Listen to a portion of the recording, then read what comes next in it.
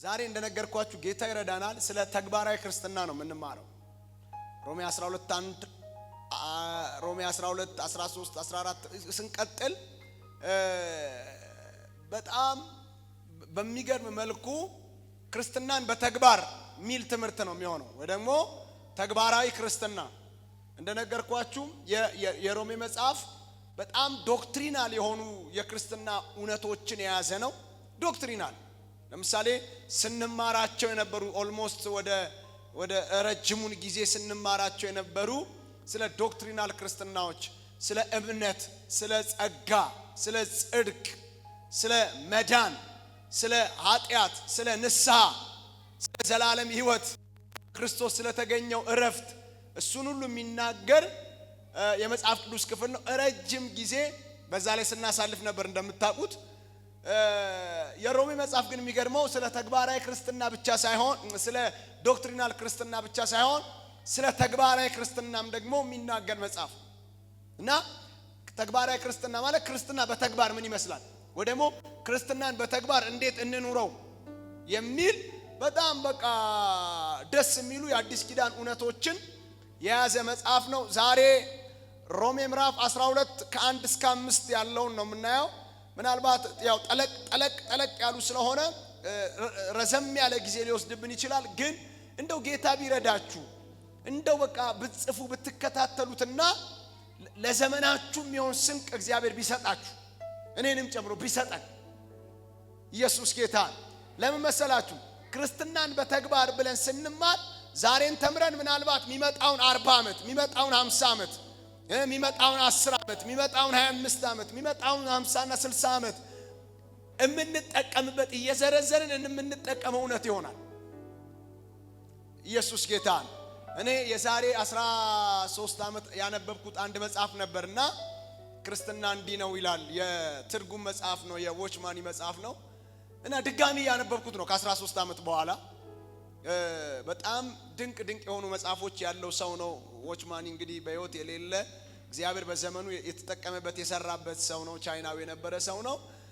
ክርስትና እንዲህ ነው፣ ድል ነሺ ህይወት፣ መንፈሳዊ ሰው፣ ነፍስ፣ ስጋ፣ መንፈስ የሚሉ መጽሐፎች አሉት እና በጣም አስተማሪ የሆኑና ክርስትና እንዲህ ነው የሚለው መጽሐፍ የዛሬ 12 ዓመት አካባቢ ነበር ያነበብኩት። ድጋሚ ያየሁት ነው። ለምንድነው ድጋሚ ማንበብ የጀመርኩት እሱን መጽሐፍ ስትሉ በጣም በወቅቱ እንደተጠቀምኩበትና ብዙ ነገሬን እንደቀየረ በብዙ ነገሬ ላይ መመሪያ እንደሆነኝ ስለገባኝ እስቲ ድጋሚ ይህን መጽሐፍ ለምን አላየውም? የቀረ ከዚህ መጽሐፍ ውስጥ እግዚአብሔር ሊያስተምረኝ የሚችለው ነገር ምንድነው የሚለውን ነገር እያየሁ ነው። እንኳን የእግዚአብሔር ቃል ቀጥታ የተጻፈልን አይደለም እግዚአብሔር የተጠቀመባቸው ሰዎች እንኳን ያስቀሩልን እውነት በህይወታችን ላይ በጣም ብዙ ልንመራባቸው ልንሄድባቸው የምንችላቸው ነገሮች አስተምሮን ያልፋል። ኢየሱስ ጌታ። ስለዚህ ይሄ በተለይ አሁን ሮሜ ምዕራፍ 12 ስለ ተግባራዊ ክርስትና 1 ተግባራዊ ክርስትና 2 ተግባራዊ ክርስትና 3 እያልን ነው የምንማረው። ምክንያቱም እያንዳንዱ ክፍል ክርስትናን በተግባር ነው የሚያስተምረን በተግባር እና የመጀመሪያውን ከ1 እስከ 5 ያለውን እናያለን። ቁጥሮቹ እያናነሱ ነው የሚሄዱት። ለምሳሌ እዚህ ጋር 5 ቁጥር ብቻ ነው የምንማረው። ከዚህ በፊት ታስታውሱ እንደሆነ አንድን ምዕራፍ በሁለት ክፍል እየከፈልን ነበር ስናይ ነበረው። በ3 ክፍል በሁለት ክፍል እየከፈል እዚህ ጋር ምናልባት አንዱ ምዕራፍ 4 5 6 ክፍል ሊሆን ይችላል። ቢኮዝ እያንዳንዱ ነገር መሰረታዊ ስለሆነ ለህይወታችን እያንዳንዱ ነገር አስተማሪ ስለሆነ ማለት ነውና በዛ መልክ እናየዋለን። ጌታ ያስተምረናል፣ ይረዳናል፣ በቃል ውስጥ ያለውን መንፈስ ያበራልናል። የቃሉን ጸጋና እውነት ደግሞ በህይወታችን ላይ ያተማዋል። በቃሉ ደግሞ 100 ፍሬ እናፈራለን። እስቲ በደንብ አሜን በሉኛ እና አንብበው በኢየሱስ ስም ከ1 እስከ 5 እናነበውና ከዛ ቀጥታ ወደ ዛሬው ትምህርታችን ነው የምንሄደው። ምዕራፍ 12 አውጡልኝ። ከ1 እስከ 5 በኢየሱስ ስም አነበዋለሁ። እንግዲህ ወንድሞች ሆይ ሰውነታችሁን እግዚአብሔርን ደስ የሚያሰኝና ሕያው ቅዱስም መስዋዕት አድርጋችሁ ታቀርቡ ዘንድ በእግዚአብሔር ርኅራኄ እለምናችኋለሁ። እርሱም ለአእምሮ የሚመች አገልግሎታችሁ ነው። የእግዚአብሔር ፍቃድ እርሱም በጎና ደስ የሚያሰኝ ፍጹምም የሆነውን ነገር ምን እንደሆነ ፈትናችሁ ታውቁ ዘንድ በልባችሁ መታደስ ተለወጡ እንጂ ይህን ዓለም አትምሰሉ። እግዚአብሔር ለእያንዳንዱ የእምነትን መጠን እንዳካፈለው እንደ ባለ አእምሮ እንዲያስብ እንጂ ማሰብ ከሚገባው አልፎ በትዕቢት እንዳያስብ በመካከላችሁ ላለው ለእያንዳንዱ በተሰጠኝ ጸጋ እናገራለሁ። በአንድ አካል ብዙ ብልቶች እንዳሉን የብልቶች ሁሉ ሥራ አንድ እንዳይደለ እንዲሁ ብዙዎች ሆነን በክርስቶስ አንድ አካል ነን፣ እርስ በርሳችንም እያንዳንዳችን የሌላው ብልቶች ነን ይላል። ኢየሱስ ያድናል። ሃሌሉያ። እንደነገርኳችሁ ርዕሳችንም የሆነው ተግባራዊ ክርስትና አንድ ነው። ተግባራዊ ክርስትና አንድ። እንግዲህ በሮሜ ምዕራፍ 12 1 ላይ ራስን ለእግዚአብሔር መስዋዕት አድርጎ ማቅረብ፣ አንደኛ በሉና ራስን ለእግዚአብሔር መስዋዕት አድርጎ ማቅረብ። ሮሜ 12 1 ራስን ለእግዚአብሔር ሕያውና ቅዱስ መስዋዕት አድርጎ ማቅረብ። ራስን ማቅረብ ለእግዚአብሔር መስዋዕት አድርጎ ማንን ማቅረብ? ራስን። ሐዋርያው ጳውሎስ ወንድሞች ወይ ሰውነታችሁን እግዚአብሔርን ደስ የሚያሰኝ ሕያውና ቅዱስ መስዋዕት አድርጋችሁ ታቀርቡ ዘንድ እለምናችኋለሁ። ምናችሁን? ሰውነታችሁን ሕያውና ቅዱስ መስዋዕት አድርጋችሁ ምን ትሉ ዘንድ? ታቀርቡ ዘንድ። ለማን? ለእግዚአብሔር። ምናችሁ? ሰውነታችሁን። ኢየሱስ ጌታ። ሃሌሉያ። እግዚአብሔር ሰውነታችንን ሕያውና ቅዱስ መስዋዕት አድርገን እንድናቀርብለት ይፈልጋል። ምናችንን? ሰውነታችንን። ሐዋርያው ጳውሎስ በቆሮንቶስ መጽሐፉ ላይ ሲነግረን አንድ ነገር ነገረን። እናንተ ሰዎች አለ ይህ ሰውነታችሁ የእግዚአብሔር ምንድነው አለ? ቤተ መቅደስ ነው አለ። ይህ ሰውነታችሁ የእግዚአብሔር ቤተ መቅደስ ነው፣ የመንፈስ ቅዱስ ደግሞ ምንድነው አለ? ማደሪያ ነው። አይገርምም? ሰውነታችሁ የእግዚአብሔር ምንድነው? ቤተ መቅደስ፣ የመንፈስ ቅዱስ ደግሞ ምን? ማደሪያ። እንደውም ሲያስጠነቅቅ ምን ይላል? የእግዚአብሔርን መቅደስ የሚያፈርሰውን እግዚአብሔር ምን ይለዋል? ያፈርሰዋል። የእግዚአብሔር መቅደስ ቅዱስ ነው፣ ያውም እናንተ ናችሁ ብሎ። አያችሁ? እግዚአብሔር ሰማይ ዙፋኔ ነው፣ ምድር እግሬ መረገጫ ነች፣ የምትሰሩልኝ ቤት ምን አይነት ነው ብሎ የተናገረ። ሰለሞን ያንን መቅደስ በሰራ ጊዜ በጣም የተዋበ ትልቅ መቅደስ በተሰራ ጊዜ እግዚአብሔር ግን ሰው በሰራው ውስጥ አልኖርም፣ የተሰራውን መቅደስ አይቻለሁ፣ ጸሎትን ሰምቻለሁ፣ በዚህ ቦታ ላይ ተጸለየውን ጸሎት እሰማለሁ፣ መልስ እሰጥበታለሁ፣ ግን እኔ እዚህ ውስጥ አልኖርም አለ። እኔ እኮ ሰማይ ነው ዙፋኔ፣ ምድር ነች የእግሬ መረገጫ፣ ምን አይነት ቤት ነው እኔ ሊያኖረኝ የሚችለው? እንዲህ ያለ እግዚአብሔር በአዲስ ኪዳን ግን ሰው በሰራው ውስጥ ሳይሆን ራሱ በሰራው ሰው ውስጥ። ሃሌሉያ! አረ ሃሌሉያ!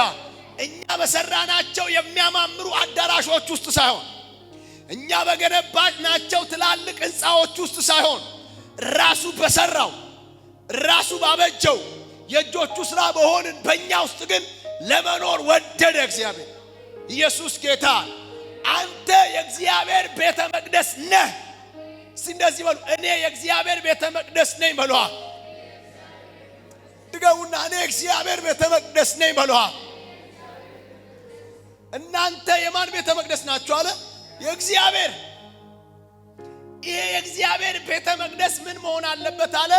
ቅዱስ ሕያው መስዋዕት ሆኖ ለእግዚአብሔር መቅረብ አለበት። ይሄ ሰውነታችሁ አለ ሮሜ ላይ ደግሞ ይሄ መቅደስ የሆነው የመንፈስ ቅዱስ ማደሪያ የሆነው እግዚአብሔር የሚኖርበት ይሄ ሰውነት ሕያው መሆን አለበት። ደግሞ ምን መሆን አለበት? ቅዱስ መሆን አለበት። ለምን? ሃሌሉያ! መስዋዕት ሆኖ ለእግዚአብሔር ስለሚቀርብ። አሁን እግዚአብሔር በአንድ ልጁ መስዋዕትነት ረክቷል። የሚፈልገው የኮርማ መስዋዕት የለም። የሚፈልገው የበግ መስዋዕት የለም። የሚፈልገው የሆነ ጠቦት፣ የፍየል፣ የበግ ምናምን መስዋዕት የለም። በአንድ ልጁ መስዋዕት ወይ ደግሞ አንድ ልጁ ተሰውቶ በቂ የሆነ መስዋዕት አቅርቧል። ኢየሱስ ጌታ። ሃሌሉያ። አሁን አንዴ ተሰውቶ የገዛ ደሙን ይዞ ወደ ቅድስተ ቅዱሳን የገባ ለዛውም በእጅ ወዳልተሰራች ድንኳን የገባ ሊቀ ካህን አለ። አሁን እግዚአብሔር እምናቀርብለትን በግ አይጠብቅም፣ እምናቀርብለትን ኮርማ አይጠብቅም። እምናቀርብለትን የሆኑ አይነት ስጦታዎች አይደለም ከኛ የሚፈልገው አለ ራሳችሁ። ሃሌሉያ። ለምን ሲባል ኢየሱስ የሞተው ለሁለንተናችሁ፣ ኢየሱስ የቀደሰው ሁለንተናችሁ፣ ኢየሱስ የሚፈልገው ሁለንተናችሁ ነው። ሃሌሉያ። ለምሳሌ በጣም የተንሻፈፉ አንዳንድ ትምህርቶች አሉ አይደል? ሰውነት እኮ ቱታ ነው እዚሁ የሚቀር ነው። ልክ ጥቅስ ተጠቅሶ ባይዘው ለየትኛውም ስተትም ለየትኛውም ውድቀትም ለየትኛውም ጥፋትም ጥቅስ አለ። በነገራችን ላይ ይሄ እግዚአብሔር ቃል የእግዚአብሔር መንፈስ ያለበት ስለሆነ አንድ ሰው ጠማማ ለመሆን ብሎ ይሄንን ቃል የሚያነብ ከሆነ ጠማማ ያደርገዋል። ቢኮዝ ህይወት አለው። የዚህ መጽሐፍ ደራሲ ዛሬም አለ። አንድ ሰው ተጠራጣሪ ለመሆን ብሎ ይሄንን መጽሐፍ የሚያነብ ከሆነ ተጠራጣሪ ነው የሚሆነው። አንድ ሰው አማኝ ለመሆን ብሎ ይሄንን መጽሐፍ የሚያነብ ከሆነ አማኝ ነው የሚሆነው። ሃሌሉያ። የመጽሐፉ ደራሲ መጽሐፉን የምናነብበትን ልብ ያያል። የመጽሐፉ ደራሲ መጽሐፉን የምናነብበትን አእምሮ ያውቃል። ኢየሱስ ጌታን። ለዛ ነው ብዙዎች ይሄንን መጽሐፍ አንብበው ከሃዲ የሚሆኑት። ብዙዎች ይሄንን መጽሐፍ አንብበው አምላክ የለም የሚሉት። ብዙዎች ይሄንን መጽሐፍ አንብበው የተለያየ አይነት ኮንክሉዥን የሚሰጡበት ምክንያቱ የሚያነቡበት መንፈስ፣ የሚያነቡበት ልብ፣ የሚያነቡበት ማንነት የተጣመመ ስለሆነ ነው። ይገርማችኋል። እነሱ አንብበው የካዱትን፣ እነሱ አንብበው የተጠራጠሩትን፣ እነሱ አንብበው የጠፉበትን መጽሐፍ አንብበን እኛ ህይወት አግኝተናል። እኛ የዘላለም ህይወት ተቀብለንበታል። እኛ ከአምላካችን ጋር ተዋውቀንበታል። እኛ የዘላለም ህይወት በዚህ ውስጥ እንዳለ ተረድተንበታል። ኢየሱስ ያድናል። ለምን? የመጽሐፉ ባለቤት ስላለ። ባይዘው ደራሲው የማይሞት ብቸኛ መጽሐፍ ይሄ ነው። በጣም ትልልቅ መጽሐፎች፣ ገናና የተባሉ መጽሐፎች፣ በጣም ዓለም ላይ ተወራላቸው ብዙ ኮፒ የተሸጡ መጽሐፎች ደራሲዎቻቸው ሞተዋል፣ የሉም፣ በህይወት የሉም። ደራሲው የማይሞት ብቸኛ መጽሐፍ፣ ደራሲው ዛሬም ያለ ብቸኛ መጽሐፍ ኢየሱስ ያድናል። ደራሲው ዛሬም ለሚፈልግ ሰው የሚያብራራው ብቸኛው መጽሐፍ፣ ፍቺውን ለሚፈልግ ፍቺውን የሚሰጠው ብቸኛ መጽሐፍ የእግዚአብሔር ቃል ይባላል። አሜን በሉኛ። ሃሌሉያ። አለ እዚህ ደራሲ አለ እዚህ። ዛሬ ገርማችኋል። የዚህ ደራሲ እዚህ ጉባኤ አለ። የሚደንቀው ይሄ ነው። የዚህ ባለቤት እዚህ ጉባኤ አለ። ይሄን መጽሐፍ የጻፈ እዚህ ጉባኤ አለ። አይገርምም? ባለቤቱ አለ እዚህ። እናንተ ይገርማችኋል። ዛሬ አሁን ዓለም ላይ በጣም ብዙ ሚሊዮን ጉባኤ ነው ያለው። በጣም ብዙ ሚሊዮን ቸርች ውስጥ ነው አሁን ወርሺፕ እየተደረገ ያለው። እግዚአብሔር እየተመለከ ያለው ብዙ ሚሊዮን ቸርች ውስጥ ነው።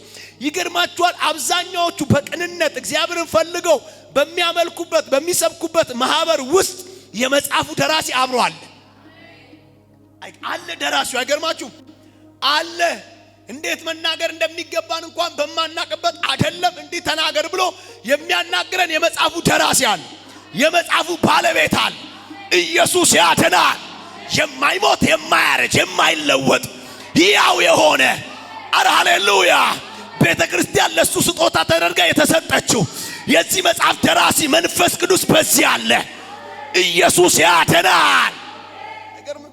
አለ አለ። የቃሉ ባለቤት አለ።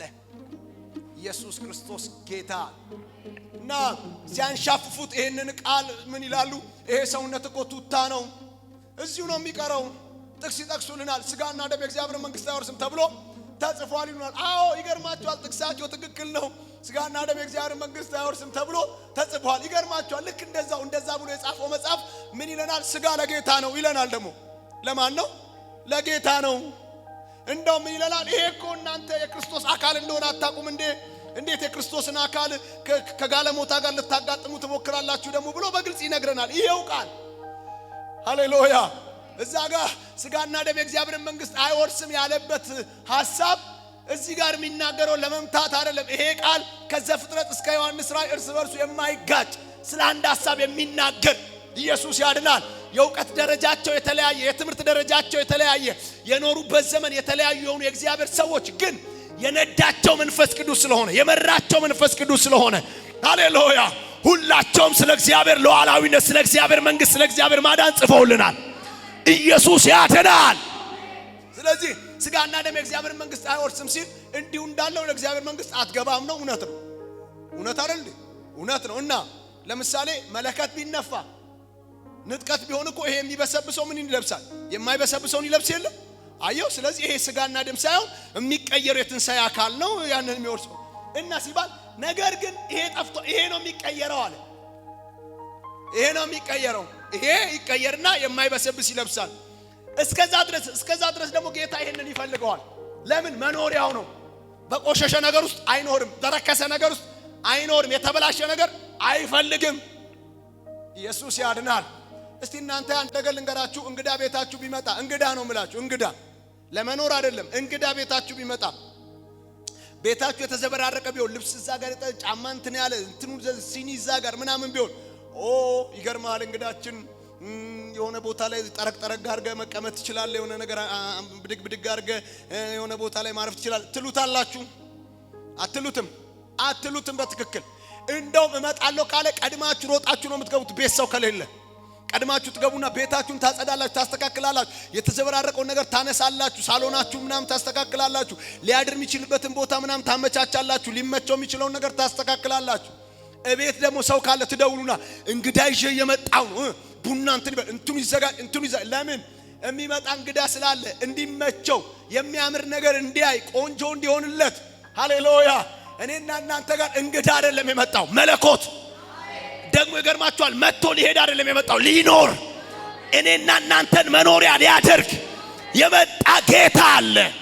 አረ ሃሌሉያ። ስለዚህ የሚመቸውን ነገር ነው የምናደርገው። የሚመቸውን እንዲኖር ተመችቶት እንዲኖር። ለምሳሌ ይሄ መኖሪያ ቤት አልተመቸኝም እያለ ለምን ይኖራል ጌታ? ይሄ መቅደስ አልተመቸኝም እያለ ለምን ይኖራል? እንደው መኖር ሳልፈልግ ነው የምኖረው የሚያስብል አይነት ነገር ኖሮ ለምን ይኖራል? አጽድተንለት ጠራርገንለት የሆነ ነገር ገለል እያደረግንለት የሆነ ነገር ጠረቅ ጸዳ እያደረግንለት ስድቡን እያወጣን ክፋቱን እያወጣን አመጹን እያወጣን የቆሸሹ ነገሮችን ጠረቅ እያደረግን ራሳችንን ያውና ቅዱስ መስዋዕት አድርገን ለሱ ማቅረብ እውነተኛ የሱ መኖሪያ መሆን። እስቲ አሜን በሉ። ጌታ ይርዳል። የመጀመሪያው ይሄ ነው፣ ማቅረብ። ማንን ማቅረብ? ራሳችንን ማቅረብ። ለማን? ለጌታ ራሳችንን ማቅረብ። ባይዘዌ ይሄ ሰውነት የጌታ በእናንተ የሚኖር ግን የማን? የጌታ ሰውነት ነው እናንተ ጋር ያለው። የማን? የጌታ። በነገራችን ላይ መብታችሁ ነው። እሺ፣ የጌታ ሰውነት ላይ ጌታን መጥራት ጌታዊ እንደዚህ ነው ማለት መብታችሁ ነው። እሺ፣ ለምሳሌ የጌታ ሰውነት ላይ በሽታ ሲቀመጥ የጌታ ነው ተነስ ማለት ትችላላችሁ። የጌታን ሰውነት ለምሳሌ ሲጎሳቆል ምናምን ሲሆን የጌታ ነው ጉስቁልና ልቀቆ ማለት ትችላላችሁ። ልክ እንደዛው ደግሞ ሰውነታችሁ የጌታ ስለሆነ ደግሞ እንደፈለጋችሁ ልታደርጉት አትችሉም። ለአመጽ ልትጠቀሙበት አትችሉም። ለነፍሰ ገዳይነት ልትጠቀሙበት አትችሉም። ለቦክስ ልትጠቀሙበት አትችሉም። ለስድብ ልትጠቀሙበት አትችሉም። ራሳችሁን ያውና ቅዱስ መስዋዕት አድርጋችሁ ማቅረብ።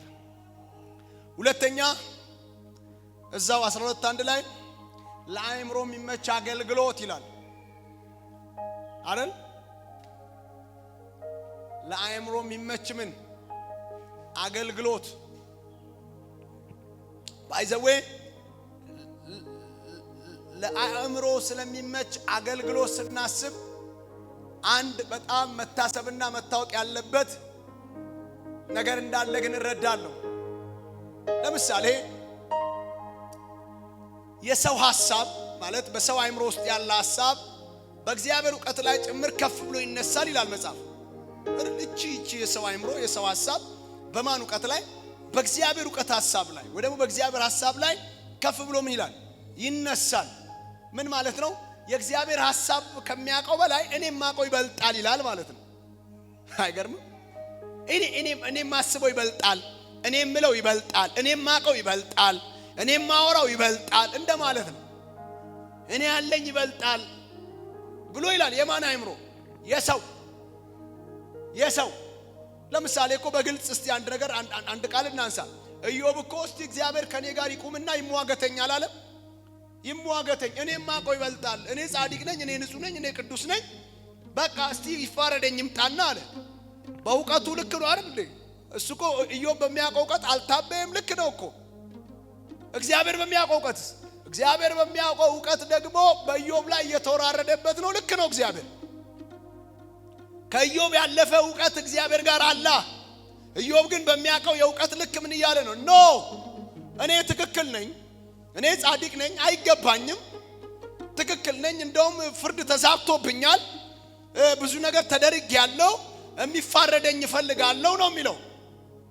እግዚአብሔር ደግሞ ከላይ አይኔ ተወራርጄበት ነው፣ ልጄ ስለሆነ ነው፣ ስላመንኩበት ነው፣ በሱ ነው የተወራረድኩት፣ እሱን ነው እንትን ያልኩት ነው የሚለው። ሃሌሉያ። ግን ኢዮብ ጋር ያለው እውቀት ማላይ ነው ከፍ ያለው? እግዚአብሔር ጋር። ኢየሱስ ያድናል።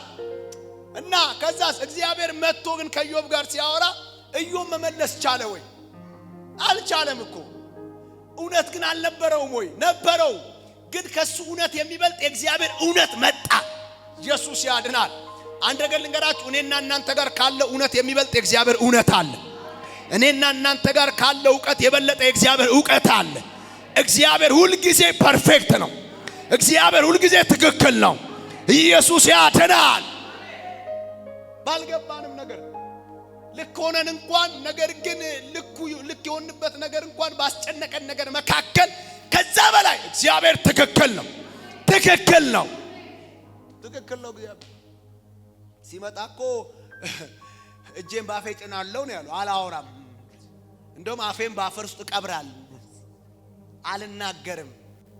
ያ ሁሉ መለፍለፍ ሄደ። የለም እግዚአብሔር ሲመጣ ሃሌሉያ የለም። ግን ብዙ ጊዜ እንደውም ኢዮብ ጻድቅ ሰው ነው፣ ትጉ ሰው ነው፣ እግዚአብሔር ተወራርዶበት ነው እንጂ እኔና እናንተ በጣም ብዙ እንከን፣ ብዙ ድካም፣ ብዙ ክፍተት ያለብን ሰዎች እኮ ብዙ ነገር ላይ እንፈርዳለን። ይሄ ልክ አይደለም። እግዚአብሔር ግን ምን እያደረገ ነው? ለምን እግዚአብሔር እንደዚህ አያረግም? ቆይ ለምን እንደዚህ አይመጣም እምንለው እኛ እንደውም የተወሰነ እኛም ደግሞ ይሻላል እንደው እግዚአብሔርን ስለምንወድም ነው። ደግሞ አሉ አይ ይሄ አይደለም ትክክል የሚሉ በእግዚአብሔር ዕውቀት ላይ ከፍ የሚሉ። አሁን መጽሐፍ ቅዱስ በግልጽ ምን ብሎ ይነግረናል? ለፍጥረታዊው ሰው የእግዚአብሔር መንፈስ ነገር ምንድነው ብሎናል? ሞኝነት ነው ብሎናል። ሊረዳው ራሱ አይችልም ብሎናል። አይችልም። ለምሳሌ ለአንድ ፍጥረታዊ ለሆነ ሰው፣ ለአንድ ሰው ብቻ ለሆነ ሰው ስለ እግዚአብሔር መንፈስ ነገር ወይ ደግሞ ስለ መንፈሳዊ ነገር ብትነግሩት ምንድነው የሚመስለው? ሞኝነት። እኔ ለዛ ነው ብዙ ጊዜ አትድከሙም ብለው። አሁን አንድ ሰው እናንተ ላይ ለማሾፍ ፈልጎ ምናምን ምንድነው ቸርች ውስጥ ሃሌሉያ ምትሉት ምንድነው ምናምን እሱን ለማስረዳት ይገርማል። ይሄ እንደዚህ ነው፣ ይሄ እንደዚህ ነው፣ ይሄ እንደዚህ ነው። እኔ ደግሞ ይገርማችኋል የእናንተ መድከም እንዴት እንደሚያሳዝነኝ። ለምን ሊረዳው ምን አይልም ብሏል? አይችልም። እንደውም እንደምንድነው ለሱ ብሏል? እንደ ሞኝነት። እናንተም ሃሌሉያ ጌታ ይባረክ ምናምን ስትሉ ምን ነክቶሽ ነው? ቆይ እንዴ ሃሌሉያ ምንድነው ያስባለሽ ምናምን ይገርማል። የጌታ መገኘት ነክቶኝ እኮ ምን አታስረጂው እንዴ? አንዳንድ እኮ ላንቺ እንኳን የማይገባሽ የመንፈስ ቅዱስ አሰራር አለ አይደል እንዴ? የሆነ ነገርሽን ፈውሶት ሄዶ ምንድነው ሲባል እኔ ውስጥ እንደዚህ ምናምን ቃላት አንቺ እንኳን የምታጭለት ንግግር እኛ እንኳን በንግግር ማንገልጠዋል እንኳን ለባለ አእምሮ ሰው እንኳን ለፍጥረታዊ ሰው ለመናገር ማለት ነው። እና መጽሐፍ ቅዱስ ለአእምሮ የሚመች አገልግሎታችሁ ነው ብሎ ሲል ምን ማለት ነው? እናንተ ራሳችሁን ሕያውና ቅዱስ መስዋዕት አድርጋችሁ በማቅረብ ውስጥ ያለ አገልግሎት ራሳችሁን ለጌታ በመስጠታችሁ ውስጥ ያለ አገልግሎት። ምናልባት መድረክ ላይ ላይሆን ይችላል። ምናልባት ላዘምሩ ትችላላችሁ፣ ላሰብኩ ትችላላችሁ፣ ላተነብዩ ትችላላችሁ። ምናልባት ቢሮ ይሆናል የምትሉት፣ ንግድ ላይ ይሆናል የምትሉት፣ የሆነ ቦታ ላይ ይሆናል የምትሉት። ግን ራሳችሁን ለእግዚአብሔር ከማቅረባችሁ የተነሳ የሰዎች አእምሮ ሲያዩ እቺ እግዚአብሔር ሴት ናት፣ ከክፋት ጋር አትተባበርም፣ ይሄ እግዚአብሔር ሰው ነው፣ ከአመጽ ጋር አይተባበር የሚለው ለአእምሮ የሚመች ኢየሱስ ጌታ የሆነ ነገራችሁ ሚኮንን በቃ አይታችኋል። አሁን በፊት አሁን ብዙ አላቅም ያው ብዙ በርግጥ ያው ሴኩላሩ ዓለም ላይ ብዙም ስለማልመላለስ ብዙ ሰዎች በጌታ ያለውን ሰዎች ስለማላገኝ ማለት በፊት እኛ አንዳንድ ለምሳሌ በነበሩኝ ጓደኞቼ መካከል አዛብ ጓደኞች ምናምን በነበሩኝ ወቅት ላይ ልክ ስንሄድ መሃላቸው ወሬያቸውን ያቆማሉ። ይሄኔ ወይ የሆነ ሰው እየታማ ነው ወይ የሆነ ሰው ላይ ሴራ እየተሴረ ነው። እኛ ስንገባ ሴራ ይቆማል፣ ወሬው ይቆማል፣ አሜቱ ይቆማል። ሃሌሉያ እግዚአብሔር ይመስገን። አሁንም ለምሳሌ በጴንጤ መካከልም ይሁን በሰው መካከል የትኛውም ነገር መካከል ይሁን እናንተ ስትደርሱ ያለ ወሬ ካለ መቋረጥ አለበት። ያለ ርዕስ ካለ መቀየር አለበት። ያለ ሐሜት ካለ ጸጥ መባል አለበት። መታለች አታስወራንም ማለት መጥቷል እሱ አያናግረንም መባል አለበት። ኢየሱስ ያድናል። የሚሆን የሚታወቅ ጌታ ይባረክ። ሶስተኛ የእግዚአብሔርን ፍቃድ ማወቅ። የእግዚአብሔርን ፍቃድ ማወቅ 12:2 እንደሱ አይደል የሚለው? የእግዚአብሔር ፍቃድ እርሱም በጎና ደስ የሚያሰኝ ፍጹም የሆነውን ነገር ምን እንደሆነ ፈትናችሁ ታውቁ ዘንድ በልባችሁ መታደስ ተውለቱ እንጂ ይላልም አትምሰሉ። የእግዚአብሔርን ፍቃድ ማወቅ። የእግዚአብሔርን ፍቃድ ማወቅ። ኢየሱስ ጌታ። የማንን ፍቃድ ማወቅ? የእግዚአብሔርን ፍቃድ ማወቅ ብሎ ሲናገር ግን ምንድነው የሚለው? በጎና ደስ የሚያሰኝ ደግሞ ምንድነው? ፍጹም። የእግዚአብሔር ፍቃድ ምን ያሰኛል? ደስ። የእግዚአብሔር ፍቃድ ምንድነው? በጎ። የእግዚአብሔር ፍቃድ ምንድነው? ፍጹም። በጎ ፍጹም ደስ የሚያሰኝ የእግዚአብሔር ፍቃድ ፈትናችሁ ታውቁ ዘንድ ይላል። አሁን የእግዚአብሔር ፍቃድ ስለማወቅ ሲታሰብ የእግዚአብሔር ፍቃድ ምንድነው አለን?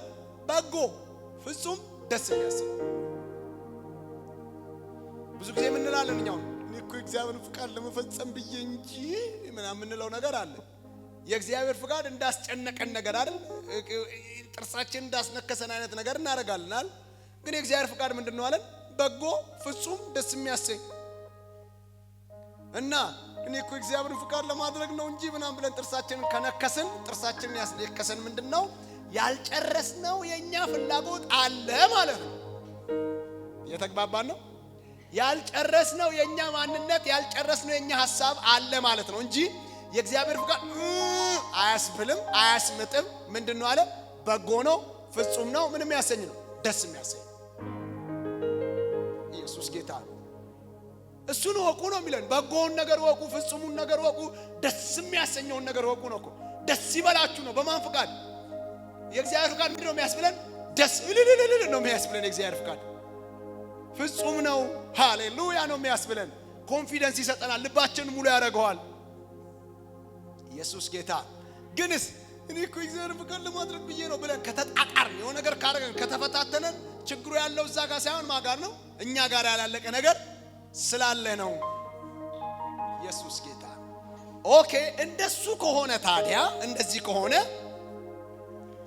የእግዚአብሔር ፍቃድ ፍጹም በጎና ደስ የሚያሰኝ ከሆነ የእግዚአብሔር ፍቃድ ፍጹም በጎና ደስ የሚያሰኘው ለምናችን ነው?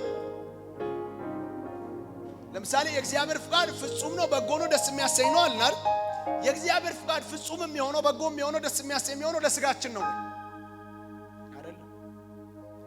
ለስጋችንማ እኮ ትግል ነው አየነው እኮ አይደል ነው የሚያስብለን። አንዳንዴ እንደውም አንተገብረውም ሁላ በቃ እኔ ማድረግ አልቻልኩም ነው ምንለው። ግን ምንድነው? በጎ ነው ፍጹም ነው ደስ የሚያሰኝ ነው። ታዲያ የእግዚአብሔር ፍቃድ ፍጹም በጎና ደስ የሚያሰኘው ለምናችን ነው? ለመንፈሳችን ነው። ሁል ጊዜ ከእግዚአብሔር መንፈስ ጋር ተባብሮ የሚሰራው ምናችን ነው? መንፈሳችን አይደል? ኢየሱስ ጌታ ሃሌሉያ። ለምሳሌ መጽሐፍ ቅዱስ ሲናገር ይላል የእግዚአብሔር ልጆች መሆናችንን ያ መንፈስ ይላል መንፈስ ቅዱስን ከመንፈሳችን ጋር ይላል ይመሰክራል የማን ልጆች እንደሆነ የእግዚአብሔር ልጆች እንደሆነ። እሱ ይሄ የዳኑ መንፈሳችን ሁል ጊዜ ፍጹም የሆነውን በጎ የሆነውን ደስ የሚያሰኘውን የእግዚአብሔር ፍቃድ ማድረግ ይፈልጋል። ጌታን ማምለክ ይፈልጋል፣ መጸለይ ይፈልጋል፣ ቸርች መሄድ ይፈልጋል፣ አዳር ፕሮግራም ይፈልጋል፣ እልል ማለት ይፈልጋል፣ መቀደስ ይፈልጋል፣ ለጌታ መለይ ይፈልጋል። ምናችን መንፈሳችን። ከሱ ጋር ደግሞ ጠላት ነው ተብሎ የተጻፈለት ደግሞ ምናችን አለ? ስጋችን። መንፈስ በስጋ ላይ አይደል? ስጋ በመንፈስ ላይ ምን ይላል? ይመኛል፣ ይቃወማል። ኢየሱስ ጌታ በግልጽ አይደል የተጻፈለት? እኛ ጋር የሚሟገት አካል አለ። ከመንፈሳችን ጋር ጠላት የሆነ የሚሟገት ምን አለ? ስጋ አለ። ለስጋችን የእግዚአብሔር ፍቃድ በጎ ፍጹም ደስ የሚያሰኝ ላይሆን ይችላል።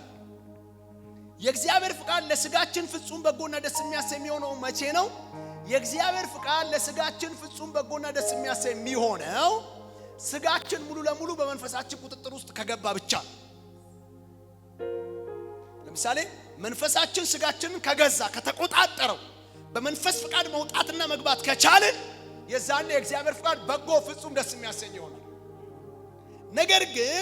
ነገር ግን ስጋችንና መንፈሳችን ገና ትግል ላይ ካሉ ያልተሸናነፉ ከሆነ ታውቃላችሁ፣ አንዳንድ ጊዜ ስጋ ያሸንፋል። ምንም ግልጥ ነው የምናወራው። ግልጥ ስናወራ ምን ያሸንፋል? የመገብነው ነገር አለ የሚያሸንፈው። እስቲ ዝም ብላችሁ ከቸርች ጥፉ፣ እስቲ ከቸርች ራቁ፣ እስቲ ጸሎት አቁሙ፣ እስቲ መጽሐፍ ቅዱስ ማንበብ አቁሙ፣ እስቲ መዝሙር መስማት አቁሙ፣ እስቲ አቁሙ። የሆነ ሰው እኮ ገና ክፉ ነገር ሲናገራችሁ ጥርሱን ነው የምትሉት። ያስባላችሁ ምንድነው? ስጋችሁ ደልቧል። አሁን ስጋችሁ ደልቧል፣ መንፈሳችሁን እንትን ብሏል። እስቲ እናንተ አሁን ለምሳሌ አንድ ነገር ልንገራችሁ። እስቲ ዝም ብላችሁ 50 ሺህ ብር ይኑራችሁ፣ ከዛ ጸሎት ላይ ሁኑ፣ ምናምን ቸርች ምናምን ተመላለሱ። 5000 ብር አስራት መስጠት ይቀልባችኋል። ዝም ብዬ 6000 ላድርገው 10,000 ላድርገው ለጌታ ነው የምትሉ። ከዛስ ቸርች አትመጡ፣ ማጸልዩ ምናምን ቢዚ ናችሁ፣ ሩጫ ላይ ናችሁ ምናምን። የሆነ 50 ሺህ ብር እጃችሁ ላይ ገባላ። 5000 ብሩን ስታስቡት ሱሪ ይገዛል፣ እንትን ይገዛል፣ እንትን ያደርጋል፣ እንደዚህ እንትን ብጨምርበት እንደዚህ። ለምንድን ነው እንደሱ የሆነው? መንፈሳችን ስለከሳ። አያችሁ፣ ስለከሳ የእግዚአብሔር ፍቃድ እኮ መስጠት በጎ ነው፣ ፍጹም ነው፣ ደስ የሚያሰኝ እኮ ነው። ግን ይሄ ደስ የሚያሰኘው መስጠት ግን ምን ይሆናል ማለት ነው? ቀጥሎ ስቃይ ይሆንብናል። ኢየሱስ ያድናል። ዛሬ አንድ ነገር ነግራችኋለሁ። በጌታዬ በኢየሱስ ስም የእግዚአብሔር ፍቃድ ፍጹም በጎና ደስ የሚያሰኘውን እየፈጸምን እንኖራለን። ኢየሱስ ያድናል። ይሄ ነው ያለው እና በተሸነፈ ስጋ ላይ የእግዚአብሔር ፍቃድ ፍጹም ደስ የሚያሰኝ ነው፣ በጎ ነው። ባልተሸነፈ ስጋ ላይ የእግዚአብሔር ፍቃድ ፍጹም አይደለም፣ በጎ አይደለም፣ ደስ የሚያሰኝ አይደለም። ስለዚህ ጉዳዩ ያለው ከእግዚአብሔር ፍቃድ ጋር ሳይሆን ከኛ አመጋገብ ነው። ኢየሱስ ጌታ ነው። ስለዚህ እግዚአብሔር ረድቶን መንፈሳችን ገዝቶ በህይወታችን ላይ ስንኖር የእግዚአብሔር ፍቃድ እንዴት ደስ እንደሚለን ለምሳሌ አንድ ነገር ልንገራችሁ። በጣም ቀላል የእግዚአብሔር ፍቃድ ጸልዩ። ብዙ ጊዜ የእግዚአብሔር ፍቃድ ነው አይደል? እንደውም ሳታቋርጡ ጸልዩ ምናምን። እሺ ሳታቋርጡ ጸልዩ የሚለው ይሄ የእግዚአብሔር ፍቃድ ማለት ልክ ሲመጣ እንቅልፌ ግን ይኩ በቃ እንትኑ ራሱ የአልጋው ውበት ራሱ ይታየናል። የአልጋው ሞገሱ ይመጣል። እንድንጸልይ እግዚአብሔር ፍቃድ ሆኖ እኮ ከዛስ የአየሩ ነፋሻማ መሆን ብርድ ልብስ ውስጥ ተጠቅልሎ ምናምን ይመጣል በቃ። ከዛስ ይሄ በጎ ፍጹም ደስ የሚያሰኘው እግዚአብሔር ፍቃድ መጸለያችን ምን ይሆናል ማለት ነው? ፈተና። ከዛስ ከራሳችን ጋር እየተሟገትን ተጠቅልለን ብርድ ልብስ ውስጥ ከዛስ ስትቃዢ ታድሪያለሽ። ለመቃዠትሽ ጌታ ምን አይልም፣ አይጠየቅም። እሱማ ፍቃዱን ገለጠልሽ እኮ ጸልይ ቅዠት ልመታልሽ ነው ብሏል። አንቺ እምቢ ብለሽ ተኛሽ፣ ትቃዣለሽ፣ ወደ እንቅልፍ አትተኝም። ኢየሱስ ጌታ